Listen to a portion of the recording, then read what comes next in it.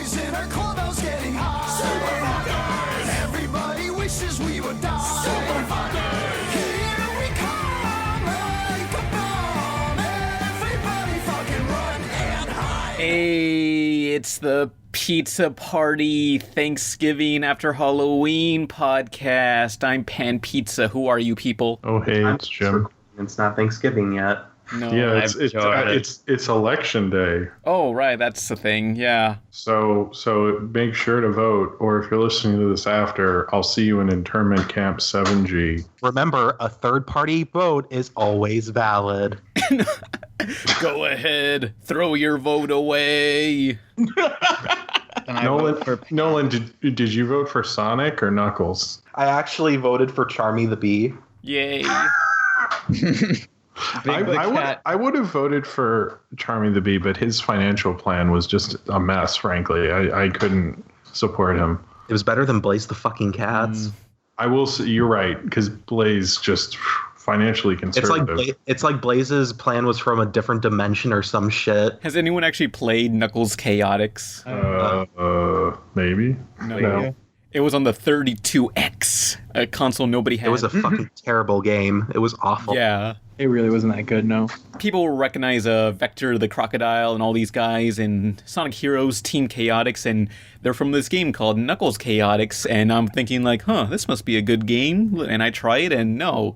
It's not a good game at all. It is fucking awful. How it goes with those little... Because apparently Sonic 4, it started out with like Sonic and Tails having the ring mechanic that Chaotic had, and then they're like, no, it's stupid. I'll just throw Knuckles in instead. Yeah, because nobody wanted to play this. It was called Sonic Crackers, and it was with Sonic and Tails, and then they were like, we'll just put this to the 32X. Yeah. Let me explain this game. You ever watch a cartoon or something where two characters that hate each other are handcuffed together? You ever watch one of those episodes? Yeah, or that's there used to be I forget which movie it is, but it was like a white guy who is racist handcuffed to a black guy. There's been I think Tony Curtis was in one of them, and then there was another one with Lawrence Fishburne and a Baldwin. I forget which Baldwin. Oh boy. But minus the race issues, that's exactly this game. You gotta control two characters at the same time who are attached together, and it's like a weird slingshot mechanic where you have to like, I don't know, it's hard to explain. But the next video is gonna be... Well, hold on. No, it's not without the race issues, because I specifically remember an interview with Charmy the Bee where he did in fact say he supported Trump's wall building. I'm gonna say, yeah, there is race issues in Knuckles Chaotix. Do you think, Nolan, Charmy the Bee will be in Trump's cabinet after he's won presidency? I am almost 100% sure Charmy the Bee will be in Trump's cabinet. I mean, what position do you think Charmy the Bee will have? The left phalange. The what? What? I don't know anything about politics, so I just made a Friends reference. Sorry, did I push that bit too far? No, it's just a phalange is like a bone in your hand. Yeah. And it's a Friends reference to, like, Phoebe always says, like, whenever she doesn't know something, she's like, I missed phalange or something. Oh, yeah. But we have a guest today. Who are you? I'm Jordan. Hi. Jordan who? Underneath. Yeah, Jordan Underneath. Holy shit. Yeah. What is it that you do, Jordan Underneath? And what do you do underneath there? I make videos on a platform that we call YouTube, and they're really bad. Mm-hmm. And I sometimes review cartoons that are spooky or weird. Yeah. For anyone who hasn't seen your videos, which video would you recommend them watching? On your channel, probably the Courage the Cowardly Dog review, since it applies. Your Silent Hill 2 review is also really good, as are your other videos, you liar. Mm-hmm. Oh, it makes me cringe. Horrible times. No, they're all right. I'm glad I made them. Yeah. Tell us who you are. Yeah, tell us a bit about yourself. About me. I don't know. I'm a guy. I'm trapped in a basement. I have multiple personality disorder, not really. And yeah, I like strange, surreal, spooky, dark, weird, sad things. I like to think I like to think that the first person I have multiple personality disorder, and the other one, no, I'm just kidding, is the second personality covering it up. Oh shit! Yeah, I'm onto you. Whoa. that was Skelly Jordan denying everything. How big is your basement, and is there plumbing? You just freaked my mind. Skelly Jordan claims he has found a map. I don't believe him. I think he drew it himself. Apparently, there is a city somewhere down here. I don't know. It's huge. I try to stay in one place. I heard that the Wi-Fi is pretty bad down there, though. Oh god, it's awful. I'm just scared this whole podcast will crash. What's the Wi-Fi name? I think it's Jordan Underneath 2. Whoa. That's weird because my Wi-Fi is named Super Kawaii Wi-Fi. But Jordan, do you have any upcoming videos you'd like to promote? I am working on a video on my favorite game of all time, Yume Nikki. What that? It is an RPG Maker game that came out in, I believe, 2009. I really hope I'm not wrong about that. Sorry, this video is probably going to come out in like 2 weeks, Pan, right? Yeah. So I don't. I think if I saw your update video, I don't know when it's coming out, but. Oh yeah, it would probably be out before then. People watching this now can check it out when it's hopefully up. Yeah, Yes. I've actually been trying to kind of focus my channel more on depression and things like sad things and surreal things more than just horror, because I've been a horror guy for so long. But I kind of want this video to be like a rebirth of everything and start fresh, I guess. Mm-hmm. It'll be cool. Start fresh with depression. Yeah. Oh boy. Sounds fun. But do you guys want to get into the news? I mean, for 2 weeks old news, I guess. But go ahead. This is CNN. All right, so news. Before we start, we had the Fan Junk playlist. If anybody has any YouTube videos related to RebelTaxi, the podcast, or my webcomic, Loki IRL, be sure to link them to me at rebeltaxi@yahoo.com, and we have the fan DeviantArt and the fan Reddit in the description. I'm going to tag that Steven Universe animation I did that Nolan paid me. I feel like that's very fitting for this podcast. Boy. Oh yeah, Tell us this animation you did, Izzy. I can't believe this is happening. In front of the guests too, you fucks. So Nolan wanted me to animate a Steven Universe fan animation. It's about 5 seconds long, and it's Steven fighting against a spider-like corrupted gem that you don't see on camera. Because that would cost more, and I'm a poor college student, so.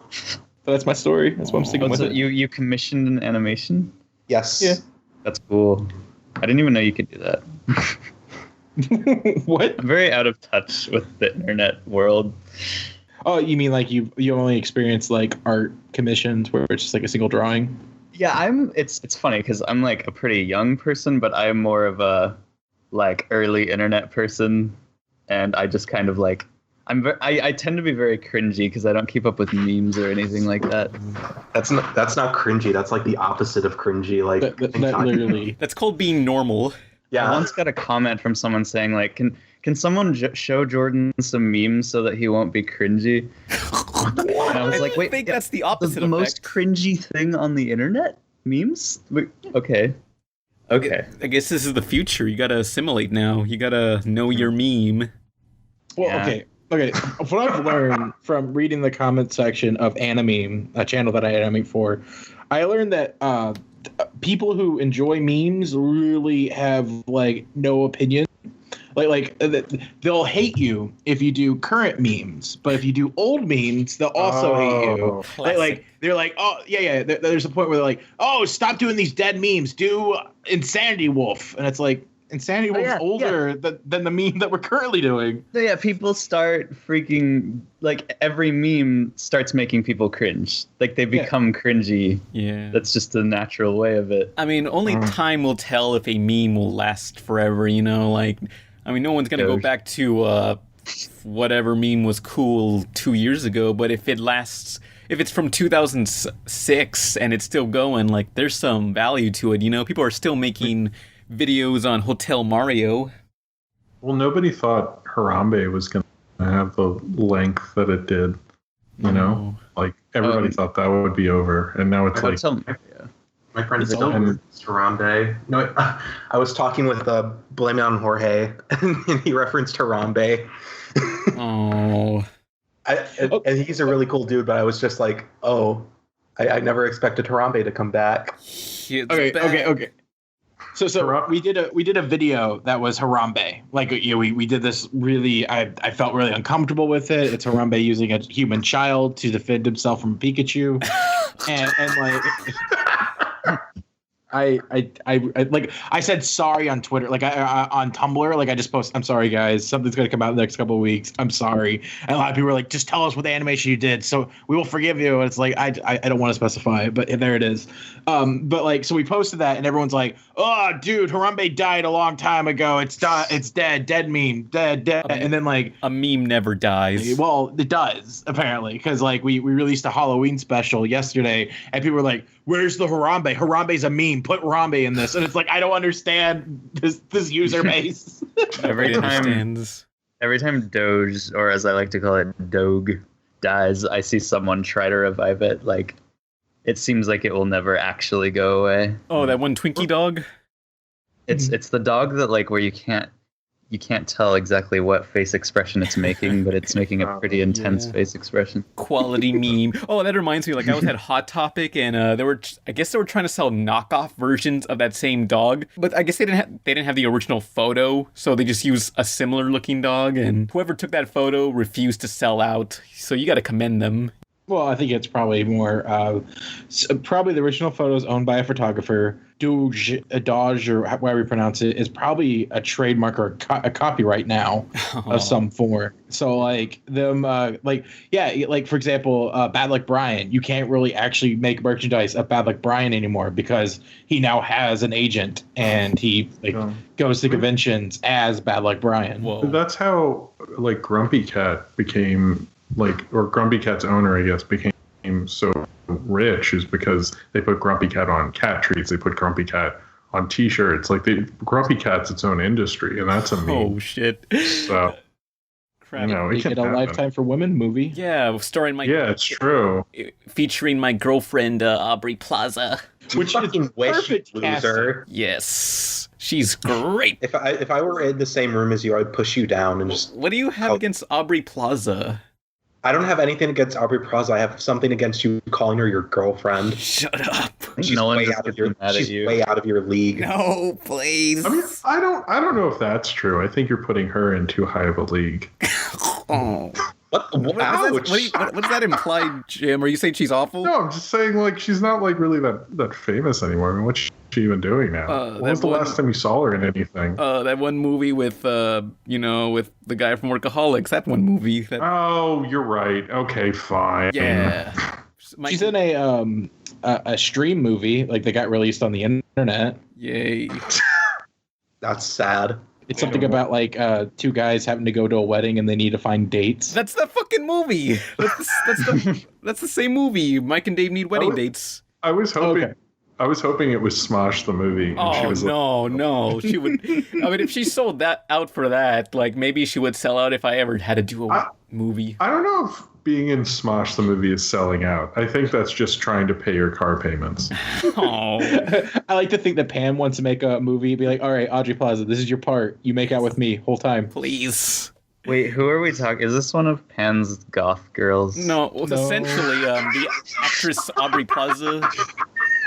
You know. See, I'm telling you, she was like super, like, everyone loved her like 4 years ago. And then, like, now it's like Chris Pratt outlapped her, and now nobody remembers.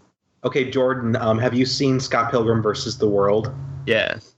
Okay, she's Julie. The girl who sweared and censored. Oh, that girl. Yeah, what was the first thing I ever saw her in? Probably Parks and Rec. Yeah, probably. Yeah. Oh, yeah. People, they vanish. They appear, and then they vanish. Yeah. Faces. So, yeah, Mike and Dave, I thought that was a good movie, except for, like, the third act, it kind of lost steam after that. Oh, did it become, like, sentimental or something? Well, a little bit, yeah, but it feels like all the jokes they kind of ran out of jokes or whatever, and they're just dealing with the plot now. No, I mean, I think she's funny. It's just, like, I don't think there's all this hype around her. I feel like it never became as much as everyone thought it would. Although if there's ever a Teen Titans movie, I feel she would be perfect, even though she's, like, in her, 30s? I don't know. I mean, she wouldn't be a very good cyborg. I don't know what you're talking about. No, she wouldn't, sadly. Yeah. She's got like 2 movies that's come out in 2017. Oh, what? The Little House and Ygritte Goes West. I don't know what those are. I was about to say. Oh, yeah, those. Those aren't remakes. I don't care about those. I'm excited for those. I've always been excited for those. Yeah. Oh. What are we talking about? Yeah, I don't know. I don't think we got to the news. Oh, we were talking about fan junk playlist, and I wanted to give a shout out to the Cash Cab person. That was a cool video. I forgot to say that. The animation. I'll link that animation of Cash Cab in the description. Oh yeah, also a shout out to the trash board of 4chan from way back when. I forgot to shout them out. Oh, right. Yeah, because What? Pam, don't you remember that's when you did that Buckaroo? Phew, I don't know what you're talking about. I don't know what you're talking about. So Where you voiced Emily in that sex thing?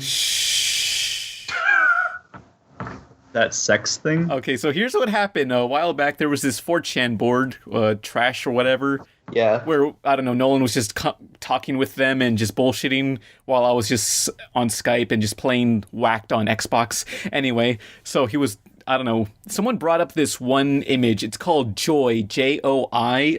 Essentially, it stands for Jack Off Instructions, where they get a drawing of an anime girl or whatever, and they write the dialogue that they say, and you read that while you jerk it. And it's supposed to be the seductive dialogue thing that you read in the character's voice in your head. But someone made one of Emily, and some person who sounds suspiciously close to me voiced it and posted it somewhere. Well, I hope when you're supposed to finish, it says "play us out." Oh, Oh my god! I just realized that's Aubry Plaza's. That's the girlfriend version of Aubry Plaza. He just Pan. Do you make a bunch of Aubry Plaza ones and redo them? how dare you insinuate I would do such things? It's funny how when you're an Go old ahead. internet person, you like that describing that makes total sense. But then someone saying like, I commissioned an animation. I'm like, you can do that now? That's a regular thing? We're filling you into a whole new world of internet culture. Yeah. If you really want to add on to that, I started animating this clip that sounds suspiciously like Pan doing Emily doing this jerk off thing. I was going to make. Fuck? I thought it'd be really funny, and then like I got like 5 seconds into the animation and realized, oh man, what am I doing? And then stopped. Good. Although if you ever wanted to do that animation, like I could just record an actual legit version where it doesn't sound like I'm going out of character every few seconds and stuttering. I actually edited it because I wasn't going to do the whole thing. So I took like bits and pieces, and it made it more insulting. Yay. Not to you, but like to the listener. Oh boy. It was really funny. Not to us, but the one solitary listener that you're targeting. Yeah. That douchebag. Everything's terrible. I don't know what these things are. But fuck, I don't know what we're talking about now. I know we have news, but I said this when we were talking the other day, but I didn't get to say it on a podcast, Pam. But your interview with the creator of Courage, John R. Dilworth, is such a good interview. Like, I have watched that 3-part thing so many times. Oh yeah. It I really is want just to re-upload that and mix it all together into one video. It was just awesome. Like, you asked like the most perfect questions. There was like emotion involved in the answers, and it was interesting. And I love Courage so much. Editing a interview is pretty hard because like you have to pick and choose like what's important enough to save for this video and what to just leave on the full version, the full uncut version. Right, and I listened to the full one, and I can imagine. It's a lot of work, but I do love the interviews, but it's easier just to do like a regular podcast. But maybe someday I'll have other guests. Please. Oh, God. Maybe someday we'll get Rebecca Sugar or Ian Jones-Cordy. They ain't talking to me. They are yabba dabba done with me. They're just like, shut up, Pan. Hey, you never know. Oh, should I talk about this? How I met them at Comic-Con this year? Do it. Oh boy. So I was just walking, I don't know, outside the convention center in San Diego Comic-Con 2016, just walking, and I just see Rebecca and Ian, just like, and I just run over to them and I just say, hey guys, it's me, that internet reviewer. Mr. Enter. Anyway. Were they just like, who? Well, I was like waiting for them to laugh. They didn't. Oh God. Oh, I held for applause and got nothing, but anyway, so I mean, I think you were assuming they knew who Mr. Enter was. so I don't know, Ian was just like staring at me just saying, "Oh, hey." Oh. Hey, hold on. No, listen. If they're listening right now, I would just like to say, Pan is not that cringy sometimes. Yeah, sometimes. It's very rare, but sometimes he can act like a human being without a mental disorder. Someone needs to show Pan some memes so that he won't be cringy. It's too late for that. I think I overdosed on the memes. I max cringed on the memes.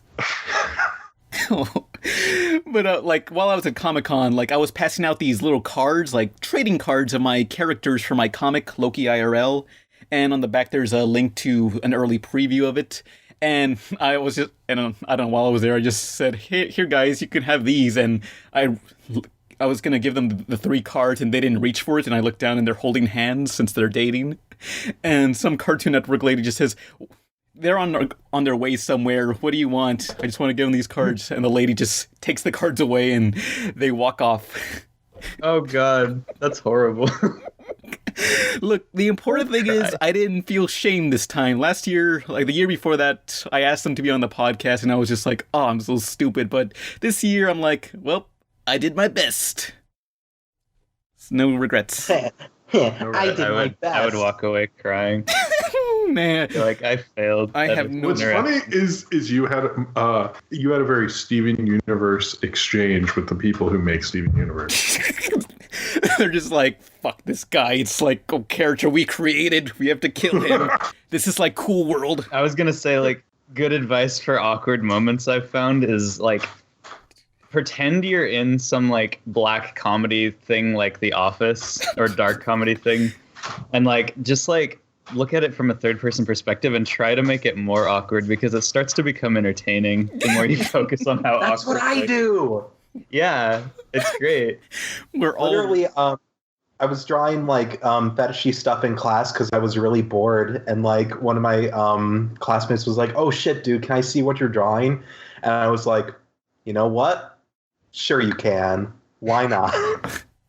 And I fucking shared it. There was that one deleted scene in The Office where one of the characters was reading hentai and someone throws off his hand and it lands all over the floor and you just see censored anime pictures. Like you see some like the face of an anime girl and just pixelation everywhere on these papers. And the guy says in The Office, "It's called hentai, and it's art." Was that supposed to be the bigger guy?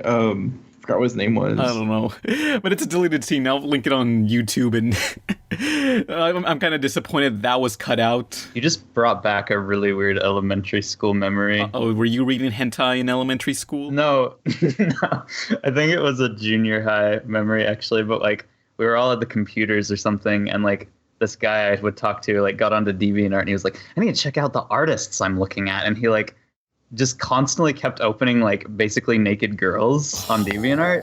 And I was looking at it and it was just like one after the other. Like it's like all he followed. And I felt like an alien because everything I followed on DeviantArt was just like surreal landscapes or like creatures. Are those vaginas? Yeah, and I was like, why am I not a normal person?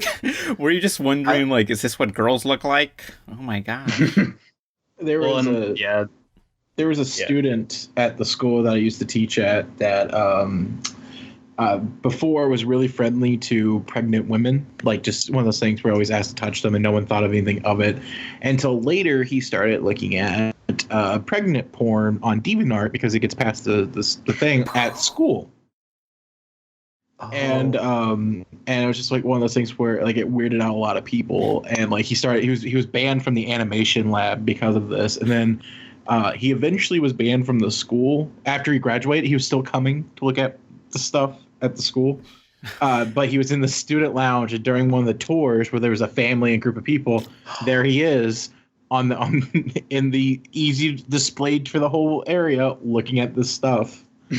Nice, No. nice job, Ken Bone. And then and then there was like one of the ladies was just like, yeah, he touched my stomach. Like in retrospect, when she realizes like that he was fetishizing her, it was just not good. Oh So, God. Thank you for jogging that memory. Oh, they're like human submarines. What? What?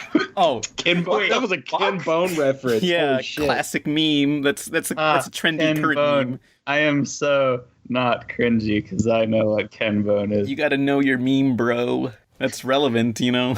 Ken Bone. Is it? No, not anymore. Like, it seems like in the same day, like, he rose to fame and then everybody hated him after they found all his pregnancy porn Reddit posts and his political stuff. Is it pregnancy porn? I thought it was just like regular porn. No, okay, so let's explain who Ken Bone is. Oh, that's why you mentioned it. I didn't know that. All right, so Ken Bone, like during one of the debates for the presidency of Clinton versus Trump, there was this one guy who looks like a overweight Mr. Rogers asking a question, and for some reason, everyone loved this guy. Maybe he looked like, I don't know, he looked so cozy in that sweater or something, and everybody loved him. And then eventually he did a Q&A because he was a huge meme and everyone loved him. But they looked at his Reddit Q&A thing, his profile, and they checked at his history, and it turns out he has a bunch of like comments on like pregnancy porn, and he called pregnant women human submarines. What the heck? I don't know. That's amazing. Among I don't other know. political beliefs that everyone hates. That just makes of Ken his Bone more exciting. well, most of his comments were just like calling pretty women. Like they essentially it was like I didn't see the pregnancy porn stuff, so that might have just swayed me more. But it was like it's one of those things where it's just like it looked like he was just kind of like, yeah, you know, hey, these people are pretty, and like I was like, why are you going through his thing? Like, why are you trying? Like, because he was popular in the thing, so everyone was trying to figure out a way to make a story out of him. Yeah, I can't believe the creepy guy in the sweater who looks like he lives with his parents turned out to be such a creepo. What? That's a surprise. Wow. Who would have guessed it, man? Damn. Yeah, just he stop. got invited to the third presidential debate, or the second. The rise and Sorry. fall. Like, wow. He had it all, and then he just didn't clear his history. It's like a documentary. So I pitched a skit for Anime and it got rejected, but I thought it was hilarious. It was about Ken Bone, the Bone Zone. yeah. Based off that, I was like, we should make a trailer for an animated porno of Ken Bone, where he's just a guy who hasn't decided whether or not he's gay or straight, and only Trump and Hillary can convince him. Oh. I thought that's such a brilliant porn idea. Like, I'm really sad that no one had time to make it while he was still hot. Follow your dreams. You can do it, Izzy. More like follow your creams. Yes, that's what I always say. Creams is the new dreams.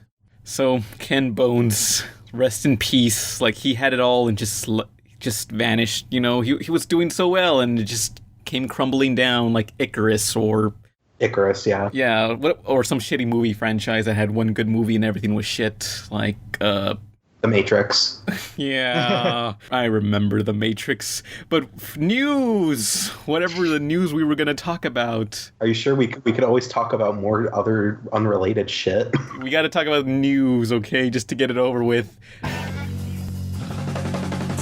is so far away, so live today. Tomorrow is so far away, we live to skate. Tomorrow is so far away, so live today. Tomorrow is so far away, skate, skate, skate. Skate, skate, skate. But you guys know that I'm partnered on YouTube with Frederator, the guys who also created Fairly Odd Parents, Adventure Time, and Cartoon Hangover, and Being Puppy Cat whenever that's coming back, if ever. We don't know. Whatever It's happened. not. It's not? It's behind a paywall now. Oh no. How did you not know about this? Well, I don't know about these things. I don't keep track of every cartoon they ever made. announced it. I can't watch every single cartoon ever made in the history of the universe. Oh my god. That's what you signed up for, Pan. Jeez. Basically, Yeah, Frederator Pat, isn't you said making money off YouTube videos because animation costs a lot, and you don't make anything off animation. So they decided the remaining episodes of Bee and Puppycat and all future episodes of Bravest Warriors is being moved on to a paid-for app. Oh boy. Well, So you now have to pay a subscription fee to watch it. If you paid for the Kickstarter like I did, you get to watch it for 3 days before it goes away, and then you have to watch it through a paywall. 3 whole days. Wow. People do. Wow. Animation is expensive. Hey Jim, you might want to leave because I think we're about to drop some sick roasts on Frederator. Oh, you too, Pan. Uh-oh. Because by contract, you're not allowed to talk about Frederator. We're not? Like, not even the cartoons? You're not allowed to criticize the company. Uh-oh. The guys who made Adventure Time, were you saying they made Fairly Odd Parents? Yeah. I didn't know that. That's weird. It was part of like this thing called Oh Yeah Cartoons, which was a series of pilots that they released. Oh yeah, cartoons. What a cartoon. Yeah. You're so wholesome. Like, me and Nolan over here, like, we're ready to roast Frederator. Oh, they made this thing? That's awesome. See, I'm cringy. I don't know anything. It's not cringy. That's adorable. Yeah, no, that wasn't cringy. It's so wholesome and pure. Yeah. You still have hope in the world. Just don't ask me about anything because I'll embarrass myself. Unless it's something random and weird like Courage. So, the news that we wanted to talk about is that RainMaker Entertainment, the animation studio behind Reboot, the Ratchet and Clank films, Tony Hawk's Boom Boom Sabotage, and a bunch of CGI stuff like the Barbie and Hot Wheels TV movies, have bought out Frederator, so now I'm owned by them. Yeah, sorry. I brought that up as if the audience knew already. Next bit of news, I guess, unless we're done with Frederator, I don't know. I remember Scary Godmother, and I watched it last night. How did it hold up? Yeah. It looked scary. Like, the face expressions were frightening, and it reminded me of, like, one of those indie games that's, like, average, like, really average, but it's got like a cool style, so you're intrigued and you click on the trailer and you're like, maybe the game will be interesting at the least. And it's like it should have been in like alpha 0.05. It's TV animation. What do you expect from 2000? I know, and you were right. Like you were saying last night, like it's very stylized and like the backgrounds are cool. It does like. It's like, I remember like recording it as a kid, and then so that I would just like have it on tape, and I liked it, and it's cute. It's still cute. Yeah, the animation kind of reminds me of Revolution 60. Oh. Wait, what's Revolution 60? Brianna Wu's magnum opus, Revolution 60. Go Google it. It looks terrible. Yeah, Trip in the Rift was a show. I don't know if it was any good or not, but that was a show. Oh, but the like main thing I noticed that really freaked me out was like every character had little black beads for eyes that would just kind of like pulsate like flesh, and like they were just tiny black beads, and then suddenly their little toddler sister comes out and she has giant anime eyes, and it was like, what the fuck? Although it's crazy, I was looking more into it, and it turns out the creator said that if there was going to be any sort of movie, she did not want it to be 2D. She just wants the comic to be 2D, so she wants a different art style for for if there was a movie, and that's what we got. She wanted the CG. That makes sense, because her art style doesn't really lend well to 2D animation. Whoa. It's all watercolory and sketchy. Yeah. And that's not like a negative term. That's just like it's more traditional, and I don't see it working very well if you're trying to frame by frame animate it. Yeah, who knows? Or like something charming or surreal might be lost in the transition. I mean, they would always play Scary Godmother every year, but this year they haven't. No, I wonder why. It's over. I mean, are they It gonna? looks like reboot. Are they gonna play what's it called? Grandma got run over by a reindeer for Christmas on Cartoon Network? Well, Probably. that also gets played like on syndicated TV. So, I mean, it doesn't matter if Cartoon Network plays it. I would see it on my like Channel 11 Yay. in New York. They play it every year, so we will never escape it. Good. It will never end.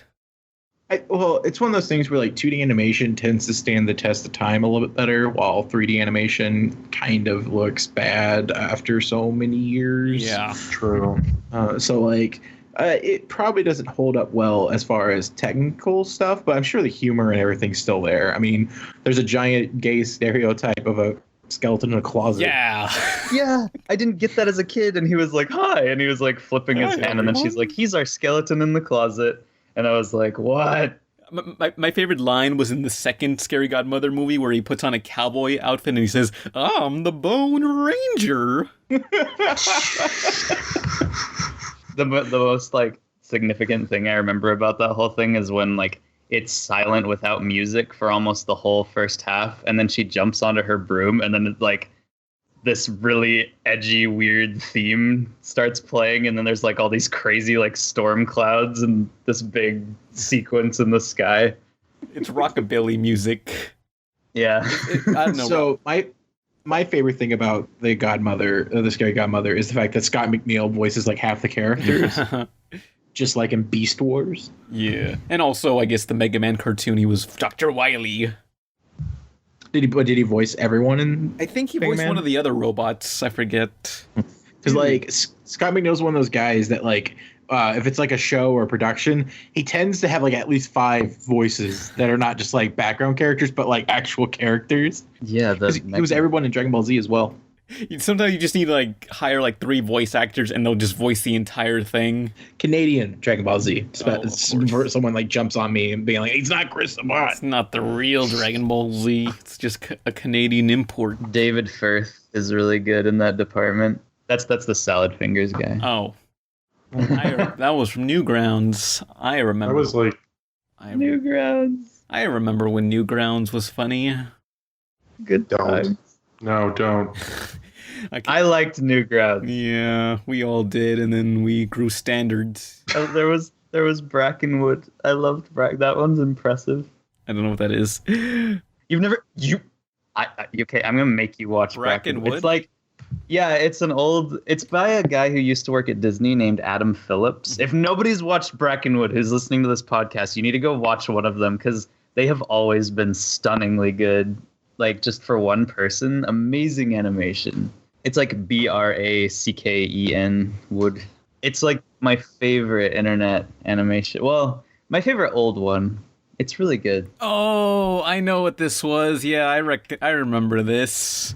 It was so good. Yeah, it was that thing. I don't know what he did, but it was that thing. I know what you're talking about now. That's... For like the past several years, he's been making a video game of it. Uh-huh. And yeah, I don't know if like if he's just like in development hell with that or if it's been scrapped or what. Mm-hmm. But if you go to his YouTube channel, which I think is Chiluiad, I don't know how to say it. It's like, it'll be where all the Brackenwood stuff is uploaded, but he's done other stuff himself. Like if you guys know the band Ween, he did a music video for the song Transdermal Celebration, and they made it their official video. Mm-hmm. And it's like some really beautiful animation. Like I love that video. Yeah, I recognize this, but you guys want to get into the next bit of news? Okay. Do it. All right, so more animation news. Vine is shutting down. Oh no. Sort of. The end of an era. Its 6 seconds of fame are over. But what will happen to all the Vine stars? Its 6 seconds of fame are over. Are you just gonna repeat it until we laugh at it? Man? Shut up. I'm trying. It's like that joke in Popstar where he's like, he thinks it only takes 30 seconds to get to Mars. Oh. You should. I'm just saying, Popstar is really funny. Yeah, I should Everyone watch that. should You keep referencing it. I should watch it. Sorry, I've only seen it once, but I always remember it. So I guess all the Vine stars can take to YouTube and then wait for YouTube to die. Most of the Vine stars already moved over to YouTube or Facebook. Yeah. I mean, Yeah. was it decreasing in terms of viewer base? Because I haven't heard a lot about it in a while, to be honest. Not really. I mean, like I haven't heard anything about it like really dropping off.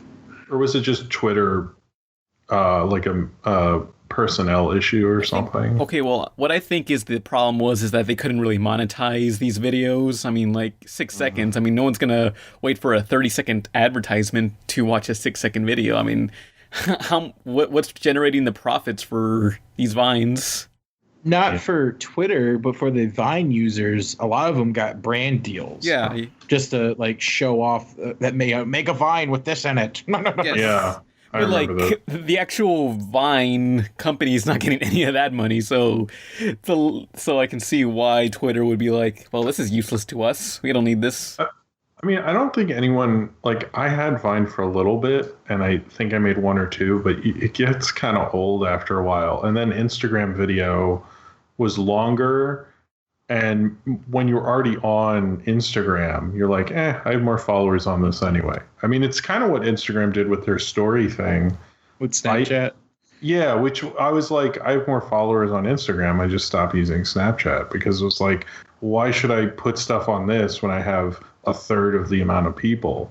Like, you start realizing how silly it is. And I think a lot of people did that probably with Vine. I bet it had a huge drop off when Instagram did video and stuff, but nobody really uses Instagram video. Even shorter video didn't really take off, So Yeah. Is there not going to be an archive?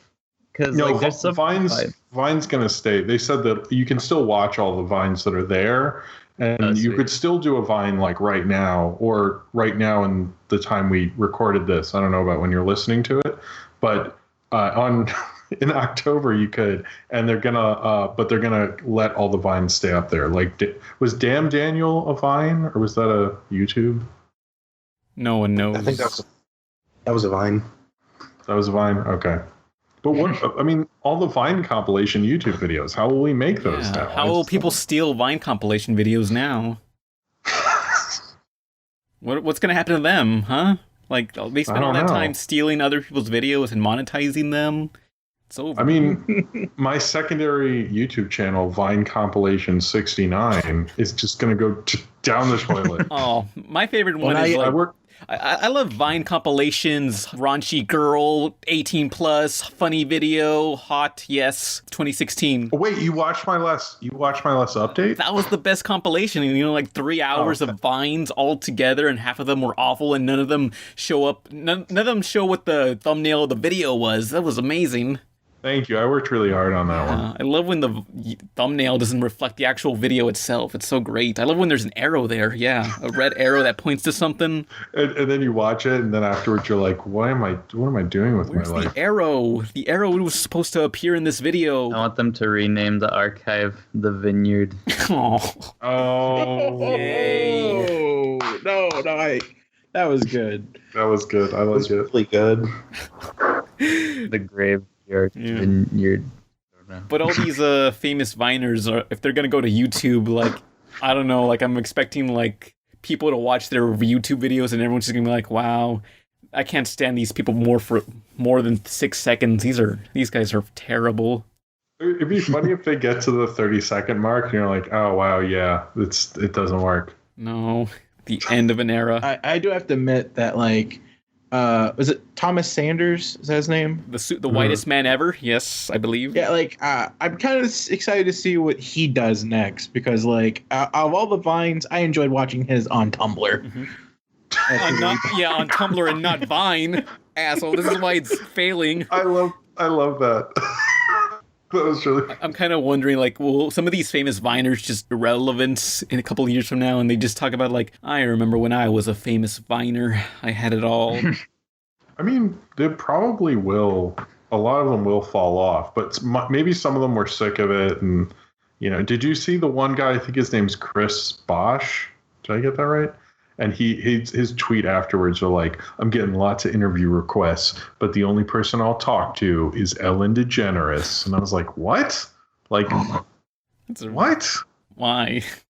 I was like, are you big? And do you know her? It was a very weird, and it got retweeted a lot. And I was like, this doesn't make you seem really big. It makes you seem very strange and weird. The sad part is knowing, like, if it got enough, like, retweets, I feel like Ellen would be like, yeah, or whoever writes for Ellen would be like, yeah, I get that person. Maybe Are you telling me Ellen doesn't write her own stuff?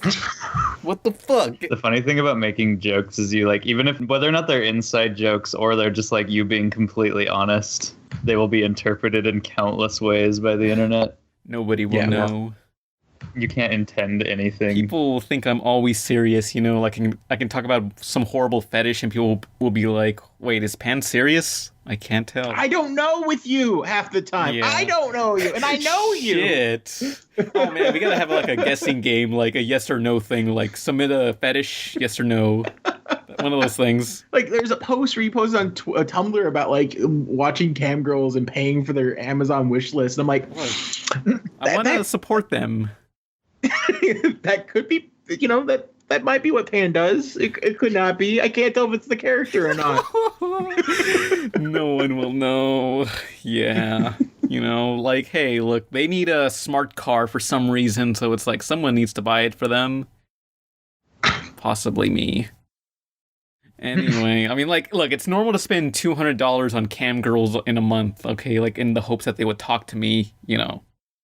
All right. First of all, do a shout out to one of them. Go. I know. Name one. Hang on. Oh, fuck. Shit. Name a cam girl, Jordan underneath. That's not a real one. Izzy's pushed the joke too far. Oh god. I know a cam girl. I'm talking to her right now. Who is she? Aha. What's her name? Is it one of us? Is it one? Is that the joke? Is one of us? Or is one of us a cam girl? Whoa, you're not. Who is it? Ooh. It's Jim. Oh, shut up! I told you not to tell people about my cam stuff. Okay, I wanted to be no joke. Last stream I did, I ordered pizza and I wound up eating pizza on camera. And I no joke. Wait, hold up. Where is the stream? Okay. So a friend of mine who happens to be a cam girl, actually, I met her in a queer group. It's a trans girl. She wound up sending me a message afterwards, being like, actually, let me pull it up so I I get the accurate reading here. But essentially, it was like you should be a cam girl. You should eat on camera because that was pretty fucking hot. Wait, what kind of pizza was it? It was just a standard pepperoni, you know. Ooh. Calm down. I can hear your boner from here. Uh-oh. I mean, I like a deep dish, but... Oh, well, who doesn't? Sorry, I made everything weird. Let's move on. Yeah, so, I don't know. Just anyone in the comments recommend me some cam girls that are preferably in the alternative piercings and tattoos and edginess scene, you know? One of those. Those are great. What about the one you keep paying for? Won't you be upset if you're cheating? I can have more than one. They're okay with it, you know, I think, hopefully, as long as they don't know. Shh. What was the conversation? Oh, yeah, Vine. Vine. So it's the end of an era. Vine is fucking dead. It was here for 6 seconds and gone. Gone in 6 seconds, like that Nick Cage film. Yeah. Oh. How come nobody took Gone in 60 Seconds and cut it up and put it on Vine? Did the Rick and Morty episodes get leaked onto either Vine or Instagram? No, I don't think it was leaked. I think they did that on purpose as a weird promotion. Like, they released an entire episode, but split up into 6 seconds, so you had to watch it through, like, a billion different Vines. Yeah. That's so irritating. Yeah, it's just like, fuck you, here it is. That's what Adult Swim does. In memory of Vine, you should try explaining Vine as if you're explaining it to someone in the 20s. Shit. Explain Vine in one simple sentence. Okay, in the future, we have these what was there, TVs in the 20s? Yes. Okay, I don't know these things. There were... Wait, in the 1920s? Okay, Yes. No, there Yeah. was not TV in the 1920s. There were movie screens. Okay. Oh, well, those aren't... thing. That's not TV. Okay. TV That's didn't come TV. out. Okay, I can I do mean, this. sorta. Okay, in the future, we'll have personal movie screens, and they'll fit like a picture frame in our hands, and we'll be able to look at stuff submitted all over the world into a database. Well, I don't know if they know what a database is, into like a big archive, and some of these are other videos with picture and sound and color, and they last 6 seconds, and then you watch them over and over again. That's really weird. I don't I don't know. You're It selling me sound- on this one. It sounds like in the future there is no God. I would say Not at this point, no. I'd say in the future we relive 6-second moments forever. Well, since it's the 20s, as long as the stock market keeps climbing, everything should be okay. Oh no. In the future, a device will capture your soul for 6 seconds. Whoa. But it'll release it in 6 seconds after. Would I get it back? If you stop it. 6 seconds of your life will be internally trapped inside of a device to which all people can view and worship. Whoa. There you go. Well, that sounds like a Doctor Who episode. I just came up with a really fucking stupid, like, old person thing. Like an old person cartoon where it's like every picture you take and every footage you film takes away a bit of your soul. That's why society is so dead. Whoa, nice one, Banksy. That was the dumbest thing I think I've ever come up with, but it's so funny because I could actually picture someone coming up with that. You should, Dude, that's so deep. You should give that to Moby. Yeah, come on, Moby. Make that an animation, you fuck. Come on, Moby. Make another sequel to Mad Dash Racing on Xbox. That was a classic. Nobody knows what that is. This is Rupture Farms. They say it's the biggest meat processing plant on Oddworld. I used to work here. Well, I was really a slave, like all the others. I didn't have an Xbox. I did want one for Oddworld, that's it. Ew. Oddworld is cool. Unappealing to me. I don't blame you, but it's the best. Well, I guess that was the intention. Just like, let's make something unappealing, just this ugly thing that's with its mouth sewed up. And then they fucking ruined it by remaking it. I think Abe is adorable. I mean, yeah, they did, but they didn't because the remake. It's like a different game. I feel like there's things I like about it. There's a great video. I can't remember who's by, but it's like an Abe World, like the original, and then the new one, like a side-by-side comparison where he like critiques the art design. And like because the new game is rendered in CG versus like CG being rendered out as 2D sprites, there's not these little details that go completely missing. Particularly, there's no grunge to it. Everything's got bloom because that's the new style. You know, that's what HD does. You know, you add bloom to all the light. Now it looks great. And it really like, and then they add advertisements of other games inside of this thing, and the game is so like anti-commercial. Like it's like a huge commentary on like, you know, basically how we live our lives, and then they made it into what it's parroting. Yeah, like it's too polished, and it also has that like really smooth, I guess, like kid-friendly indie game feel to the look now, whereas it used to like feel, like you said, grungy. Like it was like a spooky game, but it was so much more than that. I like the old one a lot more, but also the new one sound design is awful. In the new one, you can't understand anything they're saying. Yeah, because they have the music playing louder than the voiceover. Fuck! I hate when they do that in video games, like Sonic Adventure 2. Yes. Anyway, that was Nolan's chance to chime into the conversation. Your favorite character is Big the Cat. Big the Cat is the best one, and don't talk shit about him. Big the cunt. No, Rotor the Walrus is fucking hot. Fuck you. I'm sure people remember him. Like they ruined him in Saturday M fucking season 2. Fucking red shoes and red hat and looks fucking disgusting. He was trapped in the 90s. He looked like a little fucking schoolboy ready to go on show and tell projects. This shitty fucking lava lamp. Fuck you. Damn. Steak. Oh, go back to your diaper fetishes, Melanie. What? I don't know, because we're talking about Sonic Satiyama, and I'm thinking back to that one guest we had. Is this another one of your weird memories? What? I was thinking back to that one guest we had who was obsessed with Sonic and Melanie Martinez and such. And I wasn't obsessed with Melanie Martinez. I was. Okay, I like her. She's great. Anyway. God damn it.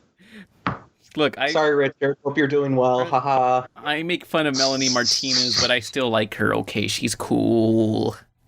I just assume there are all these weird sexual memories and fantasies and fetishes floating around in your head, and sometimes they just have to come out. That happens. That's all I can think about. Yeah, but going back to Oddworld, what you were saying? All this terrible sound design?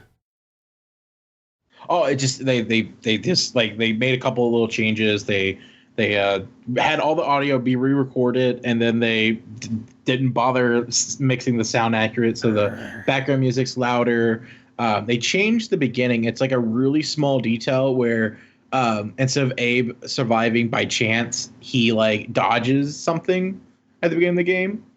And like that kind of changes the whole narrative as well. Like it's a small little thing that like only nitpicky assholes like me would really care about. It's okay. But, I probably would too. I'm like in love with that game. Yeah, I know. I understand too, because like in Rent, like the movie version, they changed this really, really simple line that didn't need to be changed. Like it was like they were talking about this engineer, and Joanne says in the play she's 3 hours late, but in the movie they changed it to a guy. And for the longest time, I've always wondered, why the fuck did they change the gender of a one-off character that isn't even shown? They had no one else to play them? No, it's not even that. It's just that it's a line. They literally changed the line from he to she. I mean, from she to he. Maybe the actress was late and they just went, fuck it, we gotta go. We're not doing any more retakes. I mean, I don't know. That movie had so many problems, though. They needed to... They shouldn't have made it when they made it. Speaking of things that Jim has reviewed, and speaking of things that I owe Jim, I am filming the Rocket Power review this month, guys. Yay. I'm excited. Oh, wait, then what do I have to review? Huh? What do I have to review after that? I don't know. I don't think I can do this. I feel like, wasn't there something? There was something. Someone in the comments is going to say it, so... I feel like it was something. Either way, Rocket Power review, I'm hoping will be out by the end of this year. I promise it'll be out this year. If worst case scenario comes out maybe January, February, I don't know. We'll see. Then it'll be my birthday present. Yay. Aw. I'm going to get you an actual good birthday present, Izzy, obviously. I'm not a bad friend. So, you guys want to get into the questions? Okay. We literally just finished the news and we've been recording for like an hour. We recorded for an hour and 10 minutes.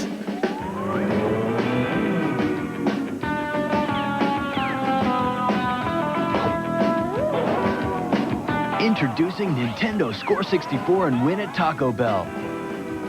Just peel the coin off the lid, score 64, and you could win an N64 system, cash, or millions of other great prizes.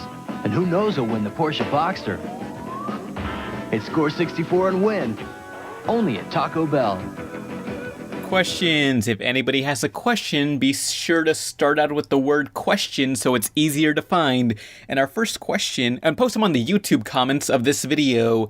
And our first question is into the key. Question. What is everyone's favorite number? Mine's 64. Hopefully it'll be asked on the 64th podcast. I don't know what podcast number this is. Hopefully is it? I don't even know. Nobody knows. But guys, do you have a favorite number for some reason? No. I don't. No, not really. If I was like 17, I'd make a 69 joke, but. I mean, my favorite number is -5 because that's how good this question is out of 10.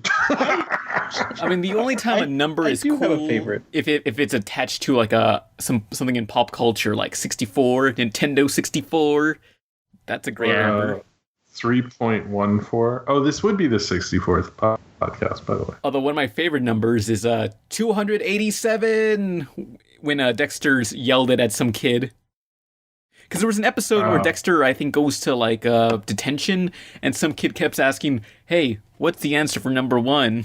What? Hey, what's the answer for number 1? Psst, what's the answer for number 1? And Dexter just fucking yells, 287! And this teacher... I remember that. Who had, like, a crush on him? Like, it was this super fine, curvy-ass teacher who clearly wanted to fuck Dexter.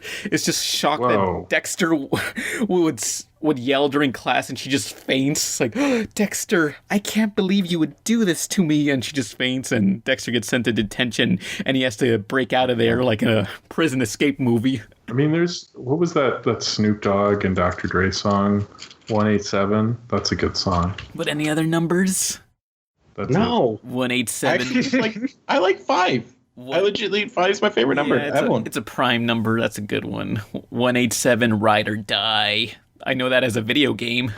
A shitty video game. I like 8 because it makes me think of a Mobius strip. Which now, thanks to Mario Kart 8, everybody knows what that is. Yay. But to be fair, Mobius was the name of the place Sonic lived in the Sonic cartoon, in the first era Sonic cartoon. Oh, yeah. I have an even sadder Sonic fact than that. That's the name of a course on Sonic Rider Zero Gravity. Ew, I don't want to play that shitty game. I traded in Halo 3 for it. You traded in Halo 3 for that game? My parents convinced me that Halo 3 was a devil bad game, well, and I was like, okay. Well, I don't like shooters, so I don't really care. What were you going to say, Jordan?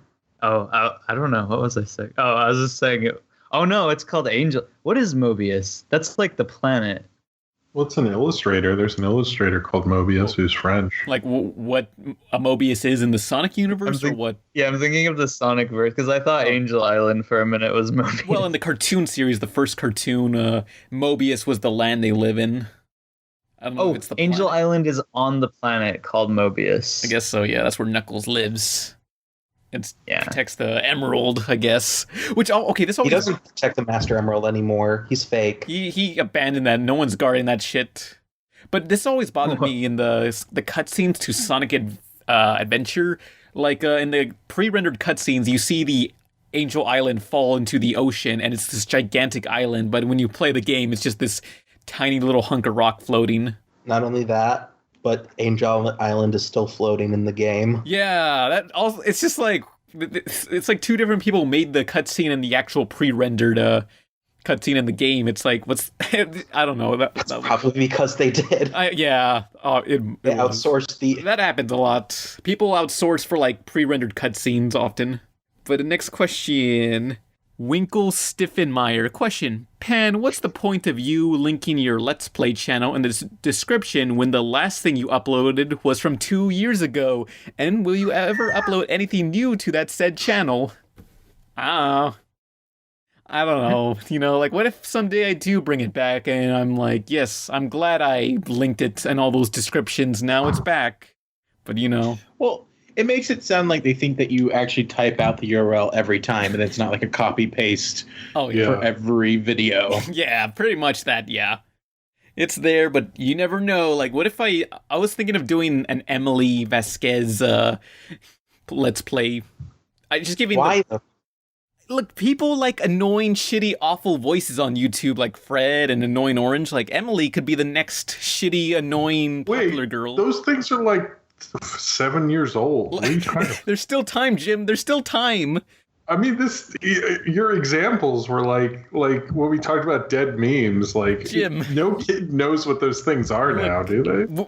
Kids today who are like 12, they're probably still like shit that they'll think is unfunny 10 years from now. So I could be that next thing that people like. Emily could be the next thing that kids love, and in 10 years they'll be like, "Ew, that was a thing." Oh, I mean, I wish you the best of luck, but. Jordan, do you know who Emily is? It's me, asshole. God. Wait, what? God. Are you familiar with Emily Vasquez, the greatest goth in the fucking world? I'm gonna fucking kill myself. Well, that was my little sister Emily. She's a cringy. Jordan, I'm so sorry. We're sorry. She's the greatest goth girl in the world. Yeah. Man, that was so fucking embarrassing. Wait, so does this person have a channel? No, it's just no. me. This is a character Pan made, and he does this voice. He voices her. Yeah. Wait, you mean a girl doesn't come in every time? No, she's not real. I probably heard you voice her and had no idea what you were doing. Yeah, well, she occasionally Emily has appeared in some of the videos somewhere. Yeah. You just gotta find her in the Pan lore, the canon. Fuck yeah. Oh, but let's see. Paco Alfro Monkey says, question, who should direct Deadpool 2 now that Tim Miller has left the project? Oh, I actually have an answer for this. Which one? I think the guy, a lot of people are saying the Tarantino thing's not going to happen. So just everyone stop, because he was never going to do it. And I know the John Wick guy, when we recorded this, was the front runner. But I actually think the guy who directed Hardcore Henry would be the best suited for it.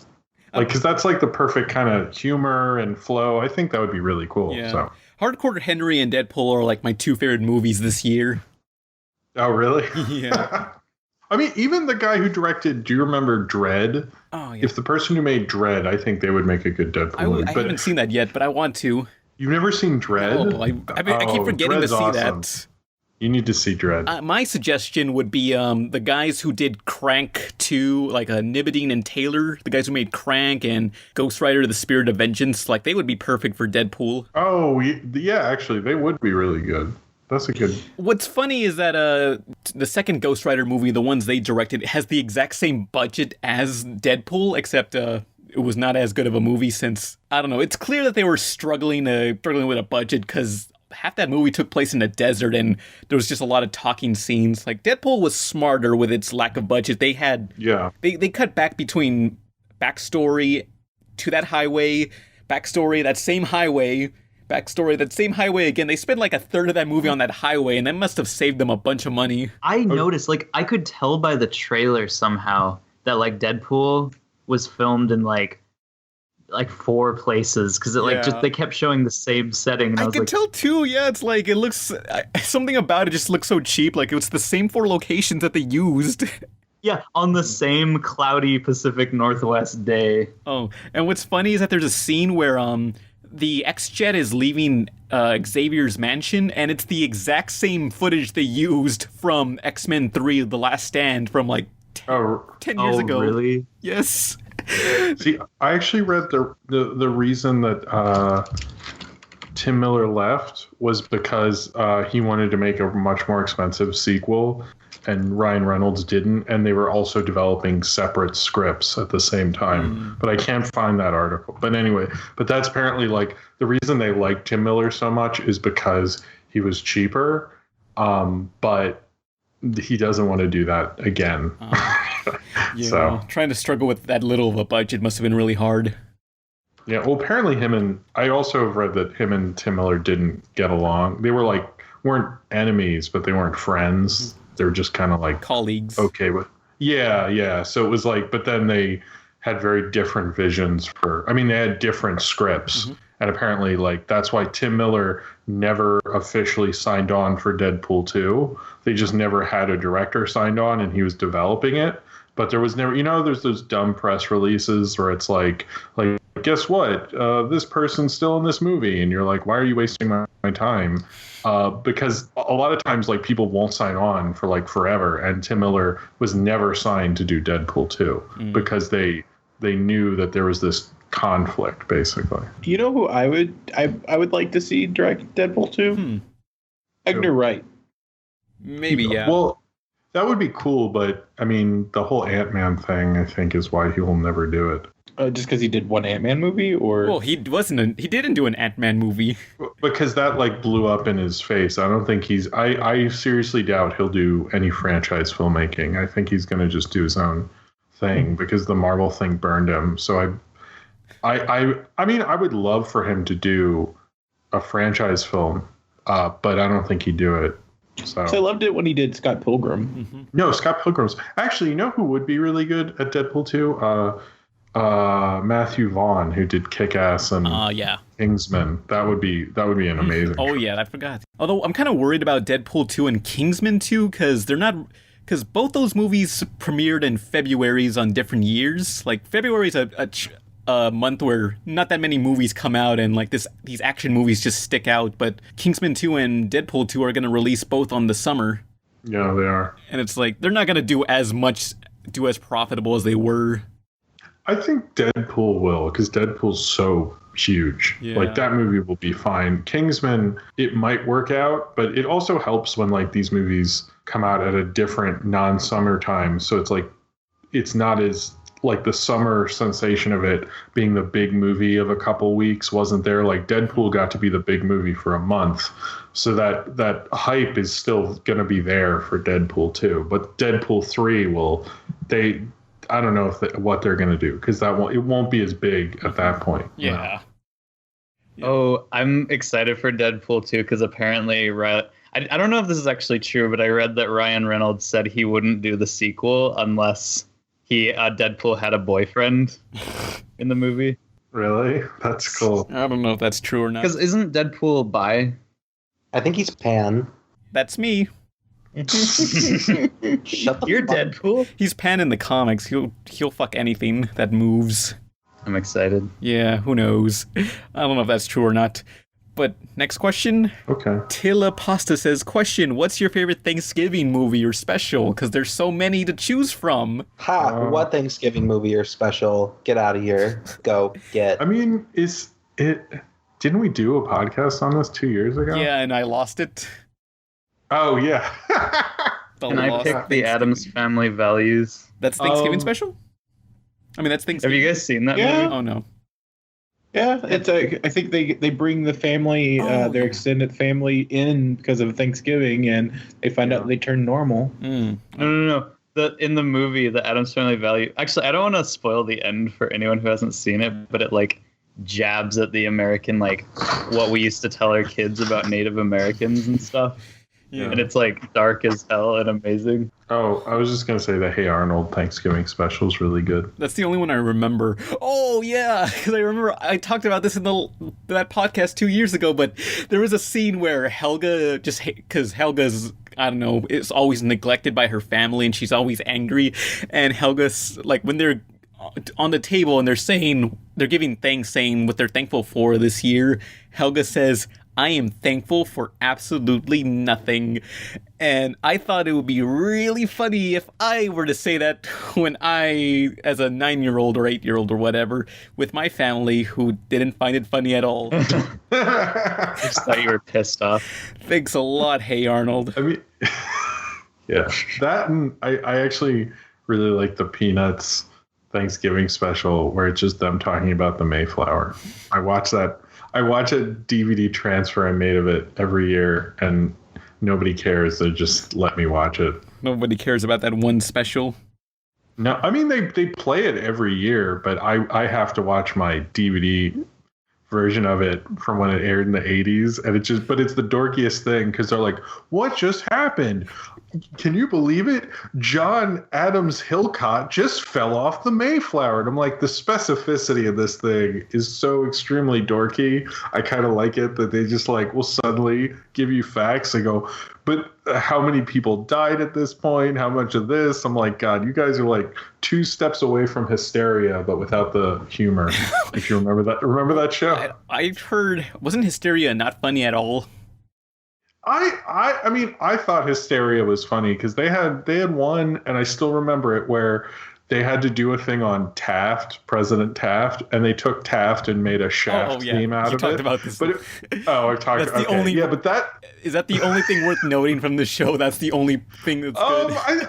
I remember they had other funny bits, but that's the only one I remember. So sorry. Hysteria was the poor man's Animaniacs. You guys remember the haunted one with the caveman, the Frankenstein guy, the horror themed one, Toonsylvania? Wait, is this Halloween or Thanksgiving? Well, no, I bet. But the thing was like, what show? Toonsylvania. It was kind of like made by the same people that did Hysteria. I don't know what. Shit, that's too obscure for me. It's like, I can't believe it. You just named a cartoon I haven't heard of. It's on Fox Kids! Oh, there's a lot of shit on there that nobody remembers. Crap, but one Thanksgiving special that I think back to is, the one that I can remember is, Married with Children. Because all I remember is watching that as a child is Kelly Bundy, the dumb blonde of the family, doesn't want them to eat the turkey.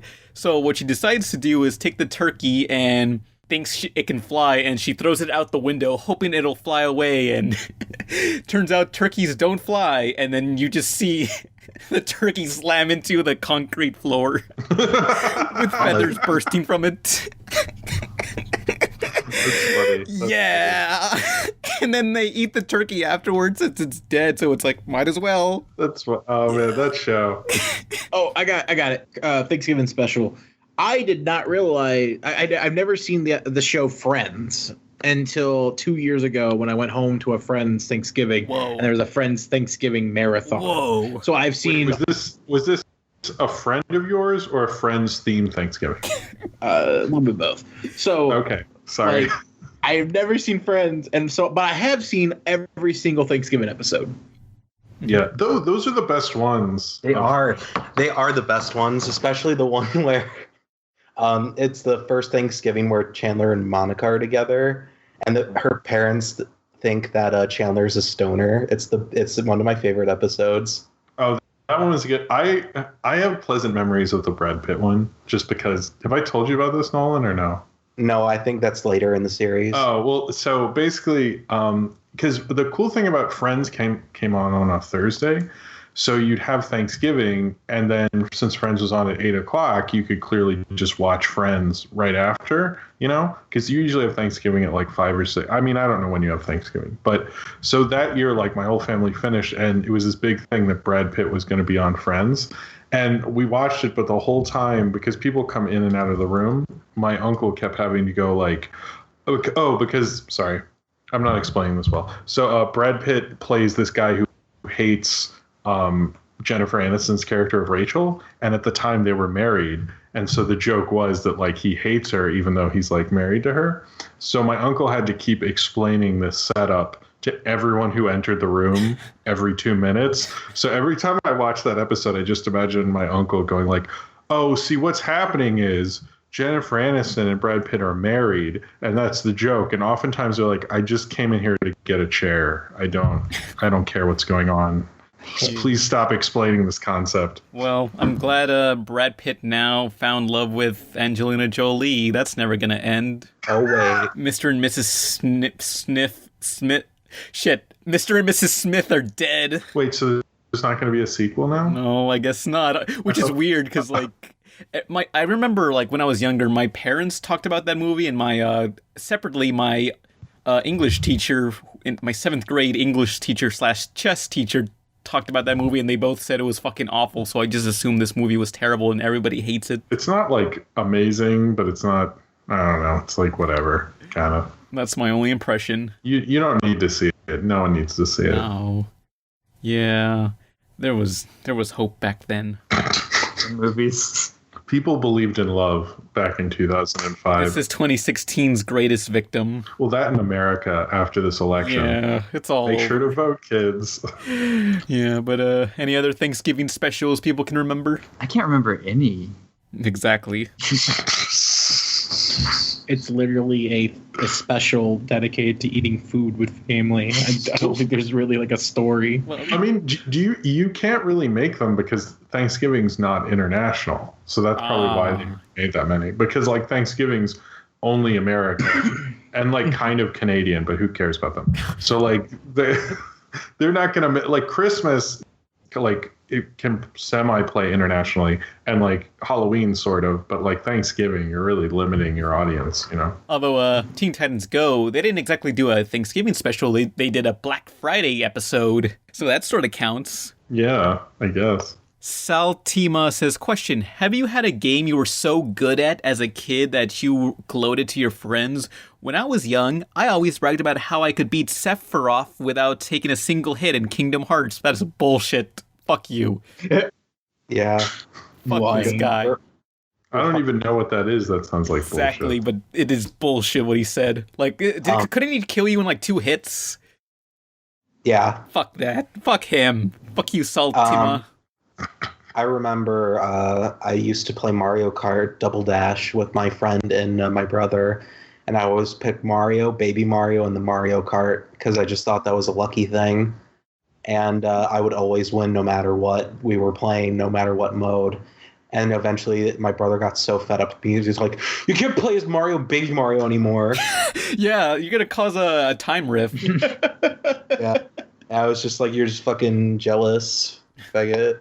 I think I played like Mario Party 1 and 2 so much alone as a lonely child that whenever friends would be there to play it with me, I would always win. Fucking destroy them. Because despite how luck-based that game is, if you're good at every single minigame, which I was, you can always win. Yeah, that's what happened to me. Like, I don't know, like, sometimes I would have parties where I brought people over and we played Nintendo 64, except this was in 2010 or so, and I was the only person who understood the controls. I could still remember how to control this stupid controller. Okay, that game controls like ass, but I love that game. Especially the first one, because you had to like rotate the controller really fast, and there was a problem a while back where people would like use the palm of their hands to rotate the stick, and people would report in getting blisters, and Nintendo had to send out like fingerless gloves to everybody so they won't hurt themselves. And then the later games in the Mario Party franchise did not have the rotating stick as a function anymore. Yeah. It was just the first one. Like, that's why the first Mario Party is my favorite, because it has those evil mini games that hurt. They ruin your controller and they hurt your hand. Fuck yeah. Like, if you want to get stigmata, just play Mario Party 1. Yeah. Jesus. But I remember, like, I was playing Mario Party 3 with my cousin, and what I would do is just, like, in the middle of the game, if she was winning, I would just pause the game, and I would go into the options menu, and I would change her character into a computer opponent, so she has no control, and I'm still playing. But anyway, like, one game that I was really good at was Mirror's Edge, if anyone remembers Mirror's Edge. Mm-hmm. Essentially, you're not supposed to hit people or attack people. Like, it's discouraged. Like, you can pick up weapons, but the controls are very wonky and they don't work so well. But I was so good at the game that I would purposely just try to kill all the SWAT members and police officers in this game, even though you were discouraged. But I felt proud, like, yes, I won. I've killed all these people. I'm horrible. I don't know. Toby Fox is ashamed of you. I have no idea who that is. It's the guy who made Undertale and it, like the whole killing morality thing. Eat a dick, Undertale. Take that, Sans Undertale. Yeah, fuck your skeletons. Mascot of Undertale. Fuck your skeletons before someone else fucks them. Yeah. Who would find the skeleton's hide? Yeah, Katrina, my character, is great. Yeah. My one of my first games I ever owned was Quake, and I think this is why I'm like was an old internet person, even though I'm young, is because I had a computer and the internet way too early in life, like 3 years old early. Mm-hmm. Damn. Yeah, so I'm like nostalgic about a time of the internet that I shouldn't have even been allowed to see. Playing games before your time. Yeah, and I wish I could have bragged to my friends about how freaking good I was at Quake, but nobody knew what Quake was. Nobody had a computer. I played Quake. It was fun. And then the music was by Trent Reznor, I think. Yeah, Quake is the best. And I think wasn't it something like if you put the Quake CD in your CD player, it would play the music from it? Oh, yes, a lot of games did that back then. With the sound. Yeah, it was like, you're like, oh, so cool. Yeah, a lot of PlayStation 1 era games, like, you could also be used as a soundtrack CD, but now they just sell those separately, and I don't know if Blu-ray discs can ever be used for playing music also. I don't think you can. But next question, I guess, unless anyone else has any games they're overly good at. Oh, Turtles in Time. I'm actually not that Always good with though. fucking Turtles in Time. Actually, you know what I'm good at was it Qbert? Mm-hmm. Is that it? I'm pretty decent at Qbert. That's probably the one I'm actually pretty. People are usually surprised how good I am at that. Qbert is like a joke now. No, well, I'm not saying Qbert isn't a joke. I'm just saying I have pretty good Qbert skills. But like, it's funny how both Wreck-It Ralph and Pixels both make fun of Qbert and just treat him like a has-been, which he is. Yeah. I like how you say, I'm really good at Qbert. And Pan's like, Qbert's a joke. I say I'm really good at Mario Party, and everyone's like, yeah, Mario Party. Everyone's played Mario Party. No one's played Qbert in 30 years. I think people are more like, you played Qbert more than once. That's why people are surprised. Yeah. Who gives a shit about Qbert? Qbert's amazing. I mean, that's like being the best at Superman 64 or something. Who cares? Oh, wait, hang on. This is a question this person keeps asking me, but it's interesting. Atomic Fox question. I sometimes see Cray Payton, aka the voice of Cyborg from Teen Titans, come by where I work, and we kind of became friends. On behalf of you guys on the podcast, what should I ask him, the voice of Cyborg? You're friends with our Cyborg? podcast. What the fuck? I don't know. What do you want us to say? You know, it's like, Is there any way Treat him like a normal person and don't do anything fucking weird. don't Try looking his face. Don't Nice cringe to him him. up. Don't cringe it up like I always do. Just be nice. I mean, ask him to give Pan Raven's number. Nah. Show him some Cyborg / Beast Boy Yowie Oh, and see what he boy. says. Booyah! Booyah! Booyah! Oh, yeah, gotta get Jinxed. Yeah, Jinx is great. I would say that, like, if you ever meet a celebrity or someone that you really highly enjoy, the best thing you can do is just kind of come up to them and mention that you're a fan of their work, but and drop it at that. You know, it's like, oh, hey, I really like what you do. I just wanted to say hi, and then that's kind of the best you can do, especially if you see them in public and you ambush them. And then if you're at a convention, just try not to make it seem like you worship the ground that they walk on, because it's really off-putting. Oh boy. Because it's one of those things where it's an unfair advantage type of situation where that other person, everything about that person knows nothing about you. It's really makes it really uneasy. I failed that step. Whoops. Oh yeah, you do. Always.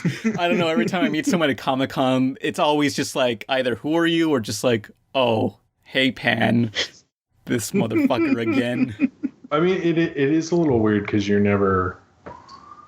I'm never walking around going oh, someone will know who I am. It's usually I'm thinking oh, and I need to go to the grocery store. I need to do this. And I'm hey, Jim. And I'm what? Who are you? What? How do you know me? So your mind, I know, my mind never initially goes, oh, you know me from this. My mind goes, oh, do we meet at some point? It's always really awkward because it's never something you're ready for, I guess. So It's more embarrassing when because I've had people run into me when I'm with friends, and it's embarrassing when you're with people because then your friends are going to make fun of you the entire time. Oh, it's hanging out with a celebrity. Shut up, I'm not. It's just a couple of people that happens to watch my channel. It's just the nerdy folks of this convention. Yeah, it's shut up, guys. Leave me alone. Oh yeah. Did you have a pleasant fan experience at your expo, Jordan? Oh, PRGE. Yeah, PRGE. That wasn't me, by the way. That was the Jordan that goes outside. Nobody knows how he's outside, but he's outside. Oh yeah. That's that part of your personality. Yes. Yeah, I will be going to Portland Retro Gaming Expo every year because it's so pertinent to my interest. It was so cute, and there were retro games everywhere. And I didn't expect to run into 50 to however many freaking fans, but it was awesome meeting them. Oh, that's great. It was nuts. Mm-hmm. I've never been to a convention before. But, this was your first one? Yeah. I'd love to go to more. I said they were fun. I was just going to mention my time at Anime Expo. Mm-hmm. I got, that was one of the biggest conventions I went to, and it was I got recognized 5 times or 6 or so, and it was really fun. Mm-hmm. Meeting good fans is always really nice. Yeah, that's true. But speaking of more cringe stories where I fucked up, I don't know. Okay. God damn it. I was asking somebody to be on the podcast, someone who's making a cartoon that recently premiered. I won't say which one. I guess you can guess it. But anyway, I just go... Shh. I just go up to them. I feel like when you say that, you just need to play a clip of the Mighty Magosaurus. So I don't know, I just go up to TV's Kyle, because he's on TV now, and I just say, hey, you want to be on my podcast? We have 300,000 subscribers. It's pretty big, We're kind of a big deal, And he's just oh, I don't know, maybe in the fall, which it's fall, so I probably should ask him again if I'm not lazy enough. But anyway, I don't know, the next day or something, I just see him outside the convention because I was going to the bathroom or something, and I see them just standing there, and I just basically dab at him, I point while doing the dabs, hey, and he just stares at me. It's what? I hate you. And then I just realized, what was I gonna do? I don't know, and I just walk away in shame. Oh god. I don't know. I tried. It's okay, that's daily life. Yep, cringed it up again. If I saw you at a convention, I would freak out and hug you. Oh boy. No matter how awkward you were. Don't touch me, I'm scared. Is that an alternate to Don't Hug Me, I'm Scared? Oh, fuck, damn it. That's what I meant to say. Close enough. A sexual alternative. Oh, so yeah, I'm pretty sure at Cartoon Network there's always a sign, a wanted poster that says, do not talk to this boy. It says no pans allowed. Oh, fuck. Dude, pretend you don't know this guy. He'll go away, hopefully. Or what was that Simpsons joke? The no Homer Club? Oh, yeah. The No Homers Club. No, it was the No Homers Club because they can only have one Homer. If they had 2 Homers, if they had 2 Homers, it would be a Homers, but it's the No Homer Club. That's such a good gag.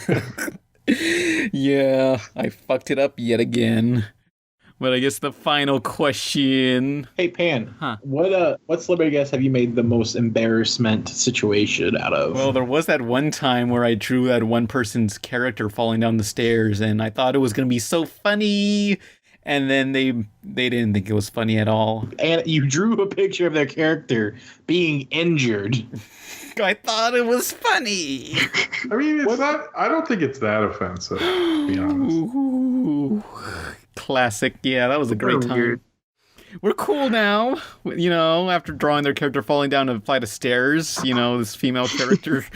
Well, I don't know. Like, I mean, come on. I think we've all done that at one point, drawing a character falling down a staircase. People are just weird. Like, I would prefer that someone, if they were going to draw a character of mine, draw them in a horribly negative situation. This is the hard fact where you realize not everybody has the same sense of humor I have. Wow. But I'm out of good questions. They're all terrible. Good job, everyone. All your questions are fucking awful. Now we have nothing to end off on. Oh, wait, we have a Halloween question. Jack Tolsman. Spooky. Question, what was your favorite Halloween costume you wore as a child? Mine was a hand-stitched cow costume my grandmother made for me. Then I added fake blood and vampire fangs to make me a vampire cow, a.k.a. Nosferatu. Shit. Nosferatu. Nosferatu? That's an amazing question. Fuck Nosferatu? you. Did you really come up with Nosferatu when you were a kid? That's their thing. Oh, they're not here, Jim. They're not alive. They're just I thought you were reading that. I thought that was your story. Oh, no. I'm not that much of a genius. I like Nosferatu. Yeah. That's good. God I'm damn proud it. of this person. That's awesome. I can't remember ones that were any good. I was probably one of the last times you could, like, I extended the trick-or-treating. Like, I was in middle school and I was like, this has to end, probably. But I was the guy in Monty Python's Holy Grail who asked the questions before the drawbridge thing, the questions 3. So if you're wondering, yes, I was really popular in middle school. Wow, I'm sure a lot of kids got that reference.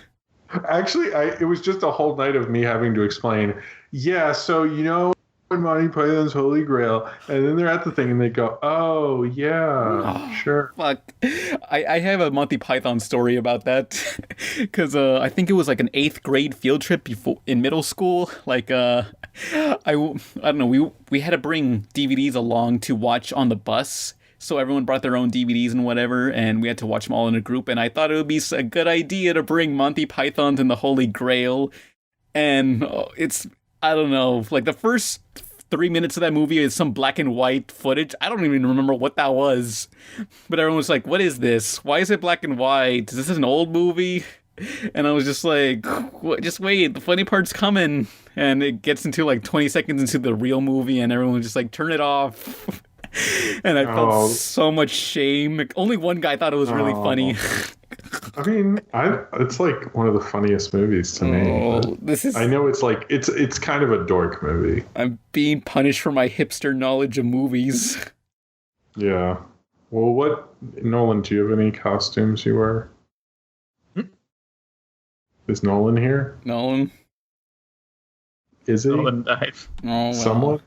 Whoever else is in here. I know I made a Ferris Bueller reference. One time I dyed my hair purple and painted my shirt purple and painted a toxic symbol and grinned everywhere I went and told everyone I was coughing, and I didn't look anything like coughing. Doesn't work if you're too skinny. It wasn't a kid costume, but in high school I got like a trench coat and a pirate costume, and then I like glued CDs onto the trench coat, and I was an MP3 pirate. That was good. I like it. That was a time when we actually used CDs. But one of my costumes that I liked was in like 5th grade when X-Men Evolution came out, and I dressed up as Nightcrawler. So is this the end of the podcast? Unless anyone else has any Halloween or horrible middle school stories?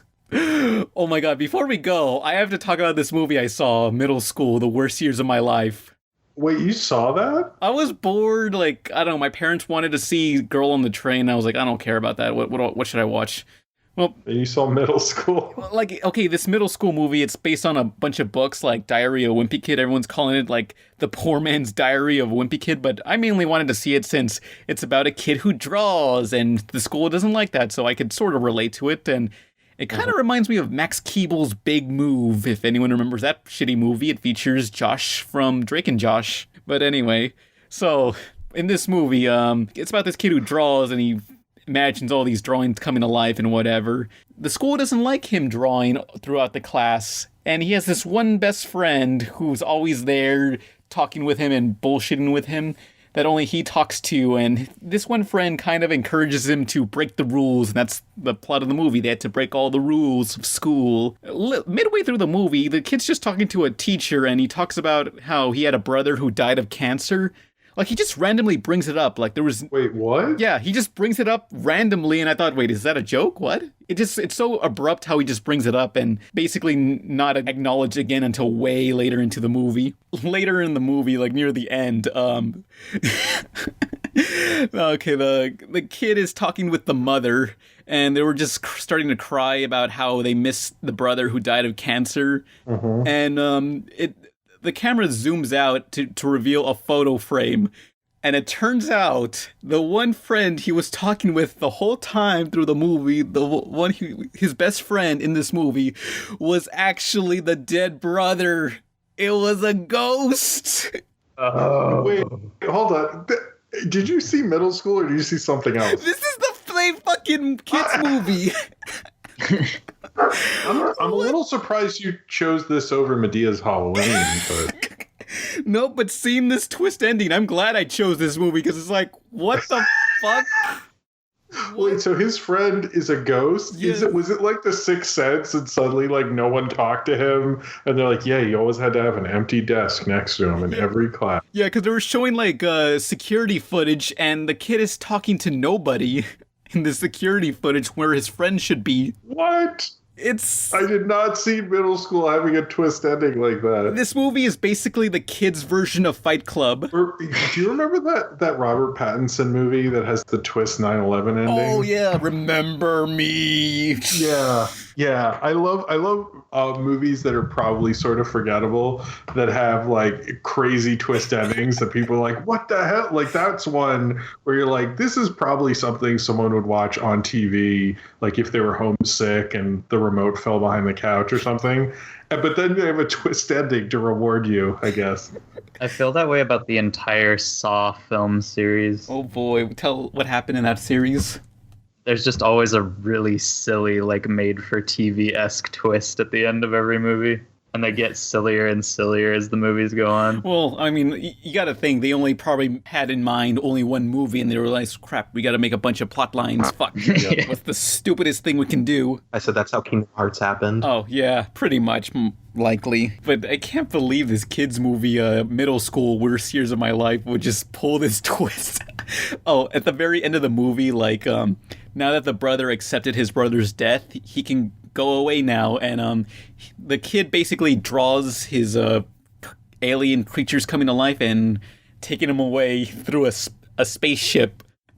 And this is not, I don't think this is real. This is a real fucking movie. It's basically the ending of E.T., but with his dead brother, who's a ghost, who gets taken away by his own drawings, and it's basically they go away into the distance, and it might as well have said, Jimmy's brother died on the way back to his home planet. Oh god, this movie's so stupid. Oh, and also, for some reason, Pedro from Napoleon Dynamite isn't in this movie, but he doesn't do anything, really. What, as a student? No, oh fuck. If he was just held back that much, that would be hilarious. It's like still Pedro. It's in the whole Napoleon Dynamite cinematic universe. Oh, I can't believe this fucking movie. So is this the end of the podcast? I think so. Yes, I believe it is. Yeah. All right. The next video is going to be top 5 best and worst modern cartoons. And you know what I'm going to talk about? What? Ben 10. Yay. Yay. But Jordan, what's the next video again you were working on? Oh yeah, you asked me what Yume Nikki was, and I forgot to answer. Yume Nikki is an indie game about a young girl who refuses to leave her apartment, and the only thing you can do in that game is dream. And it's like a big open-ended pixel art dream world, kind of like LSD Dream Emulator. Mm-hmm.